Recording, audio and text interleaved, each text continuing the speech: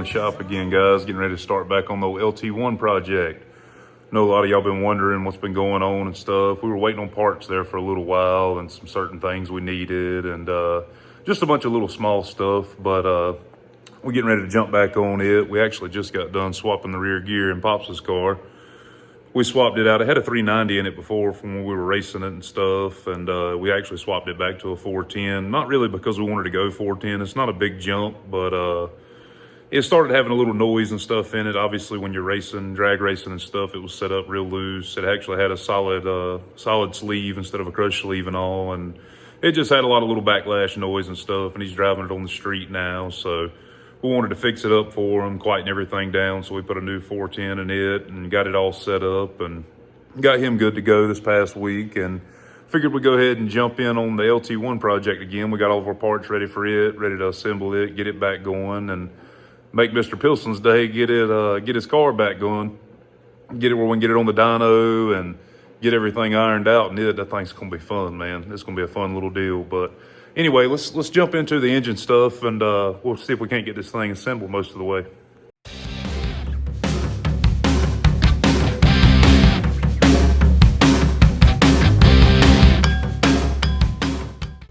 All right, guys, jumping back in where we left off at. We did get our water pump drive in, our brand new one we had ordered. Finally came in, just haven't really had time. We've been busy as crap at the shop and a lot of other projects and stuff going on, but figured we'd move forward. Got everything finally, all of our parts and all laid out, everything ready to go together, and figured we'd talk about last time we were on here. We did get the camshaft installed and retainer plate. And like I said, we were waiting on the water pump drive before we can put the timing set and all together, because hold on a second, I'll show you. Obviously, if you notice, the backside of the timing sprocket for the camshaft, the cam sprocket actually is the gear drive for the water pump drive. So before that can go on, we really have to get the water pump drive installed before we can go any further. But anywho, that being said, we did already go ahead and degree the camshaft and all off camera. If you guys want to know more about that, we'll do a separate video one day on degreeing camshafts and the do's and don'ts and all that stuff basically. And honestly, the timing set that we bought for this thing actually, hold on a second and I'll grab the gear for it. The timing set we bought was a Cloy's. It's a nice aftermarket timing set, but it's not any crazy advance or anything. You can actually go, retard or advance 4 degrees on the crankshaft, which a lot of people don't understand. Just because you move this advance or retard 4 degrees, it doesn't actually change the camshaft timing 4 degrees. That being said, the camshaft is always half of the crankshaft angle. So if we change 4 degrees on the crankshaft, obviously it's not hard to do math, divide that by 2, the camshaft's only going to change plus or minus 2 degrees depending on which way you go with it. So there's not a lot of advance or retard in this set anyway, but we did degree the camshaft regardless. Every one we put together, definitely always want to degree the camshaft on it. And I'll show you our cam card here. Here is the cam specs on this situation here. If you notice down there at the bottom, the lobe separation, we'll let it focus, lobe separation angle on this thing's 110, while our intake center line is 107. Therefore, this camshaft already has 3 degrees of advance already built into the camshaft either way. But when you're degreeing a camshaft, you want to end up right there on your intake center line. Whatever you degree it at, you're shooting for that 107 if that's what it calls for. They want you to put it in there. That's where they're wanting this camshaft to be in at, is 107 degrees intake center line. So after degreeing it and all, we come up to be about roughly 107 and a half, which you're not going to get any closer than that. You might as well just put the camshaft straight up, 0, dot to dot, no advance or retard, because obviously we can't move in that small of increments with this timing set. You know what I mean? It ain't like this is rocket science. We're not trying to go to the moon with this setup or, trying to run no 4-second car or nothing like that. So it's just a little street machine. Either way, we're going to put this thing 0, which on this one will actually be that notch there for the keyway, and then we'll line it up with that circle for our top dead center. Then obviously, if you want to go to advance it, you'd use this mark here or the opposite way. depending on which way it is, obviously you can look at the directions, you know, advance or retard. But either way, we're going to be using the 0 mark, which is, you know, 0 advance, 0 retard, just straight up. Because like I said, we come in at 107.5, so there's not much we can do to change that situation. That being said, we can go ahead and install our sprocket for the last time final, because anytime you're checking the camshaft timing and all, and you're wanting to degree everything, you have to set all this stuff up, take it apart. It might take 2 or 3 different times after you find top dead center with a piston stop and all that. Like I said, if you guys want to know more about that, we can get in depth and detail with that the further we go along. So let's go ahead and get this set up, and we'll get it rolling. All right, now we've got everything set up here, y'all. Go ahead and get our crank sprocket installed for the last time, just because if somebody wants to know what's the easiest way to get these things on. Everybody's got their own method. This is a 36mm deep well socket. They don't take but a couple gentle taps. They go right on. You can kind of work at it and do however you want to do it, but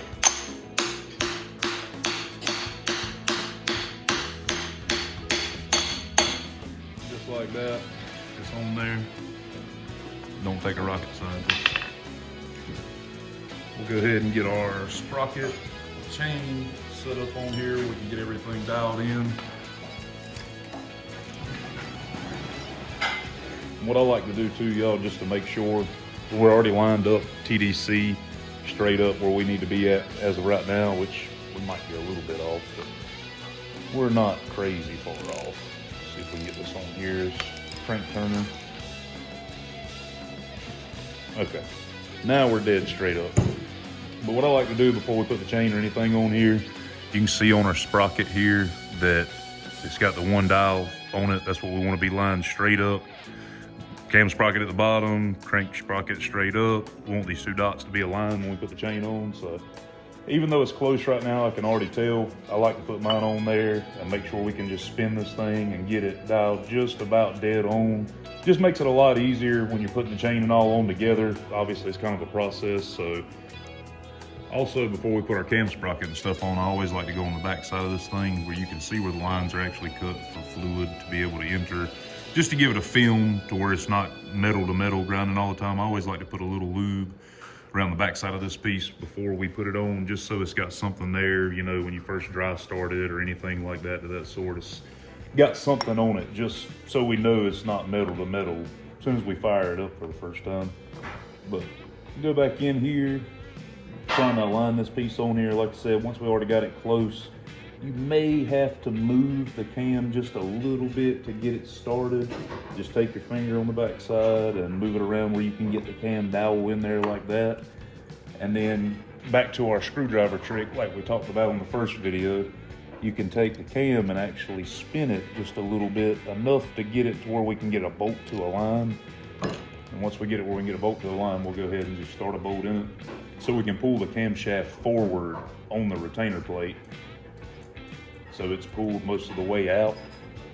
That way that step nose will fit nicely inside the cam sprocket. We know it's centered before we try to tighten the bolts up, because if you're not careful, you can be tightening this and it not be all the way on the nose of the camshaft. Because see, these engines actually have a step nose camshaft, where that's the reason you have your retainer plate. That step nose actually sticks through it, so you're able to have something to retain the camshaft from falling out. So just watch for that. Make sure you can see the cam butted all the way up against the back side of the sprocket before you go to tighten anything. And we are going to put Loctite on these bolts as well. I just like to get them started up like that first. Make sure everything's centered up. We'll take our tool here to turn the crankshaft to make sure everything's aligned dead on like it's supposed to before we move forward with it, which it looks to be just about perfect right there. That being said, we'll go ahead and take us some Loctite for our bolts here. Just a little dab would be fine. It ain't got to be a whole heck of a lot. Just something to get it started up in there and be just fun. See if I can get it up in here. Just like that. Got that one back in there. We'll take these other 2 back out now, one at a time, just so we got something that holds the cam sprocket on. We'll do the same thing. Didn't mean to move the camera there, guys. just like that. And also, torque specs are a theory. It's kind of up to you what you want to do here. We are going to torque these bolts. Some people just run them up, snug them up by hand. Just for the people that don't know, small block Chevrolet sprocket bolts, depending on what kind of grade bolt you're using too, kind of depends on what kind of torque, but I use grade 8 bolts on just about everything that I do, just for that matter, not having to worry about breaking stuff off. But usually these bolts I go about 25, 30 foot-pounds on. It'll tell you like 18 or 20. You got a good bolt in it, it'll be fine. You just don't want to break nothing off from the end of the camshaft just for that reason. But you gotta have no crazy torque wrench. Same one I've had for years. Just works out good for me. Any torque wrench is fine though. I'm gonna set this one, like I said, about 30 foot-pounds. We'll just alternate around till we get them all snugged up before we torque anything crazy. That way we know the cam pulls up evenly all the way around. You can see the sprocket kind of flip-flopping around there just because it's trying to get where it wants to be at. Like I said, always make sure that your step nose in the camshaft is dead nuts against the end of the sprocket before you tighten anything up solid. You'll know because your bolts will get snug all together as well. We'll go ahead and torque these.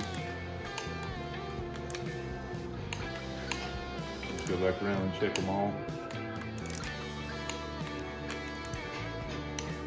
I just like to go back around and check mine multiple times just so I know ain't nothing changed. Everything's good on that. Chain's nice and tight. Everything's good with that. We'll make sure it spins well like it's supposed to. Wrong ratchet. That was a torque wrench. Come on. There we go. Oh yeah. Everything spins nice and tight. It's not so tight you can't turn everything. Nothing's in a bind. You also know if your cam sprocket's in a bind as well. You get ready to turn the engine and you turn it a little bit and it stops, you definitely have an issue. So just go back and check. But as you can see too, our water pump drive is spinning at the same time. Like we said, on the back side of this cam sprocket, it is gear driven for the water pump. So we'll pull this thing back around, get it back to TDC, where our dots are lined back up, and we'll keep rolling forward. Just like that. Our dots are lined straight up here. Just bring it up where you guys can see that, just so we can verify together. That's what you're looking for. You want that circle right there on the crankshaft sprocket to align with the cam at the same spot, straight up. Now that we've verified everything together, we can keep moving forward with it. Well, we got our engine flipped back over again now. Got all of our pan rail surfaces cleaned up. Everything getting ready to go together. Go ahead and get the timing cover on and the oil pump, strainer tube, all that good stuff, and we'll get to rolling on it and get the oil pan back together.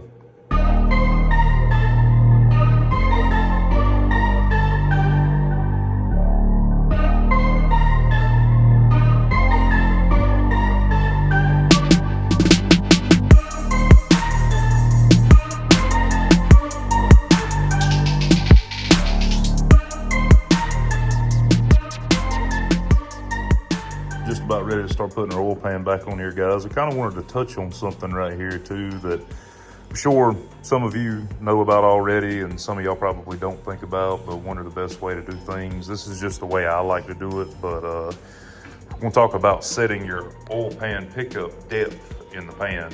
Obviously these stock style pumps and all on these things, they just have a press-in tube and you know you can grab it and twist it and all, even though it's pressed all the way in. That goes down a whole nother rabbit hole with people talking about you're not supposed to weld your pickup tubes or tack them and stuff to cast iron and all. I understand that. I do weld mine in there anyway, whether it helps or not, or it could come out. I don't know. You know, either way, I've never had a problem doing it this way myself. You guys could, you know, touch on that and do however you want to, but to set the oil pan depth, you know, a lot of people use a straight edge and or tape measure and all, and that's fine. There's nothing at all wrong with that. I like to pick mine up to start with. And I take my oil pan and actually sit it on there without a gasket to start with. So we know that once this oil pan is on there, that it, without a gasket dry, can be easily, well, you can tell right here. So like the front of the pan is touching, but the rear of the pan is not, because I've got it picked up right now.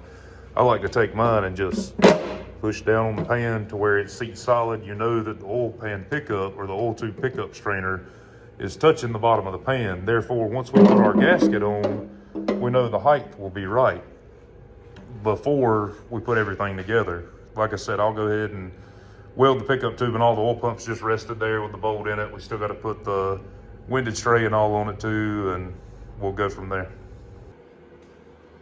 We got our pickup tube welded to our oil pump and all now, y'all. We're ready to get started on this deal. Want to touch on this too, though.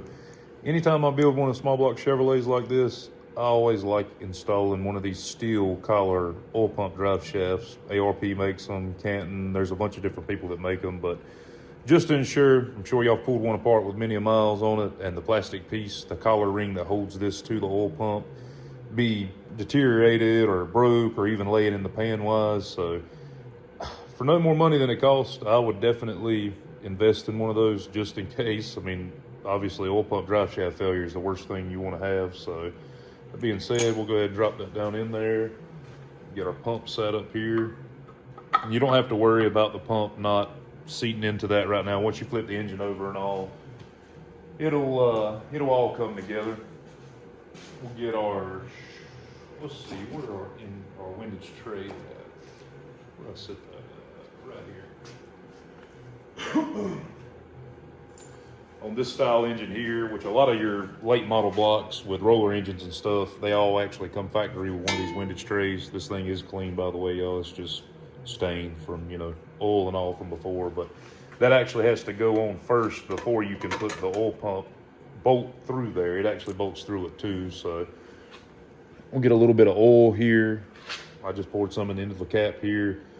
Anytime you put an oil pump bolt in, these things factory are like 60, 70 foot-pounds with oil on them, pre-lubed in other words.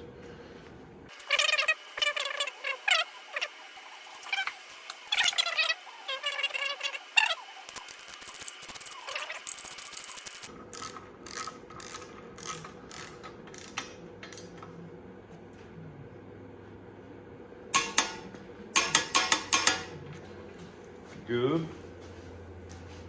And I believe these other ones are half 9/16. Let's see, what was that? What was a half? I believe they're 9/16 as well. They're not 5/8. Give us a 9/16 for those. And honestly, guys, I just kind of run these up snug. Probably 25, 30 foot-pounds will be fine, though. It ain't got to be nothing crazy tight. Just holding that thin tray down.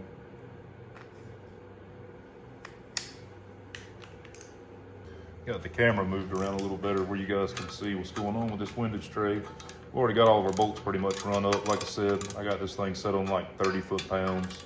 That's more than a plenty for holding this tray down, though. Get these things torqued down. We can get on putting the oil pan on it.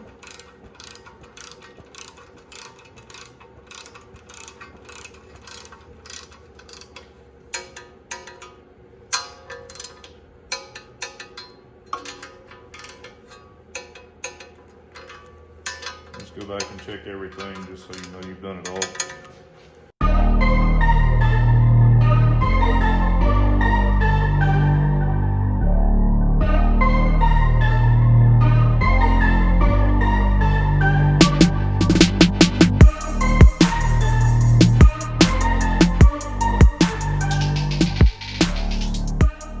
All right, y'all, we got our engine set back up, right side up. Got our oil pan and all installed, all of our bolts torqued down and everything. We're gonna move along to these Morel drop-in lifters for this thing. And just kind of wanted to touch on another subject here. On all of your hydraulic roller lifters, solid roller, obviously any lifter, they have a oil feed hole to where the oil builds the plunger up and all inside. You know, these things are 180. You could flip them either way for the flat side to be top or bottom, which means that'll orientate that whole top or bottom as well. I like to put mine at the top just where when the oil is fed through each one of these cavities and or journals going through here, the oil obviously goes all the way around in the journal when it's pressurized, but when it's at the top, I feel like the receiving end of the lifter is a lot better off versus at the bottom, because oil just kind of, obviously it's pressurized anyway, but the oil kind of puddles in the bottom of each one. So I just like to put mine at the top, just where I know that all of them are the same and all. I guess it's kind of being a queer thing, but either way, just wanted to touch on that subject too, and we'll go ahead and get these lifters through in this thing.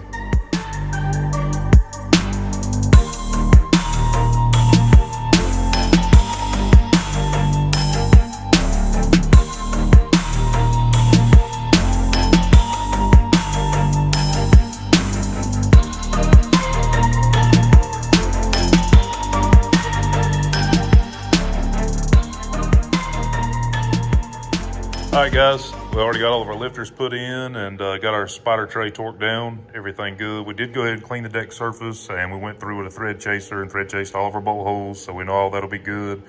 We did go ahead and prepare all of our head bolts, got all of our ARP lube on all of our washers, everything already slid on those. I like using these ARP head bolts for just replacement deals. You know, something like this, these head bolts will be fine. You don't have to have a head stud, but obviously, if you want to spend a little more money, head studs are better as far as not pulling on the factory threads in the block as much. But these things right here you can get for a little less or a little more than $100, something like that, for a set of head bolts. They're way stronger than stock. Plus, you don't have to obviously worry about that too, extra clamping force, all that good stuff. But here's the cylinder heads here. They're just a set of LT1 heads, been mildly ported, got stainless valves and all in it, new springs, everything set up for our camshaft. And we have already mocked up and checked our valve to piston clearance. That all come out great. Everything was good with that, no issues there. We're finally ready to put the head on final on this deal here. And like I said, if that's something you guys want to know more about, checking valve to piston clearance and degree in camshafts, maybe we'll do a whole episode just on that for some knowledge kickback. You know, just a lot of people know, some people don't. Might be a little easier. Another thing here, I am going to spray these head gaskets with copper spray gasket. This copper coat I really like. I like to use it on some head gaskets depending on what it is. We've got a set of Felpro 1074s here that we're going to be putting on this engine here, which they're good anyway. They have steel rings in the head gaskets and all anyway. They're good gaskets regardless, spraying them or not. I just like to spray them just kind of for an extra insurance, where we don't have any leaks or, you know, any coolant leaks or anything of that sort. But that being said, we'll go ahead and spray those things down and get them put on.